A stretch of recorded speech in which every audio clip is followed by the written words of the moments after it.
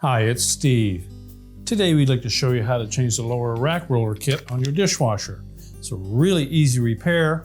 Let me show you how we do it. Now, to replace the lower rack wheel assembly, we'll need to first of all remove any items that may be on that lower rack, and then we'll take it completely out of the dishwasher and set it on a surface where we can change out that part. We'll just remove the cutlery basket to get that out of the way.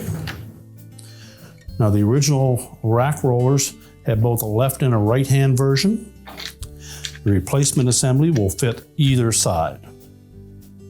So to remove the existing rack roller that you're replacing, we'll need to first of all remove a separate cover. Now, to remove the cover, we're simply going to lift up on the outside edges of it quite sharply, and that should release the top portion of it. If it comes off really hard, you'll also note that there are two tabs through the middle that you may need to take a flat blade screwdriver and insert it into there and pry up on those two clips.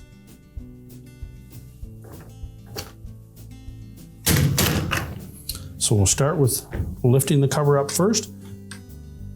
Just grasp both outside edges. Just lift up and tilt it back, and the center clip should come out, but if not, again, we just put a flat blade screwdriver in there to release those. You can discard the cover,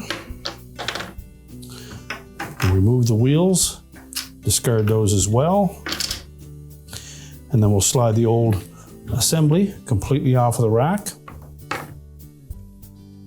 Now, with the new wheel assembly, if you're putting it on the right-hand side of the rack, we'll fit it into position and slide it towards the back.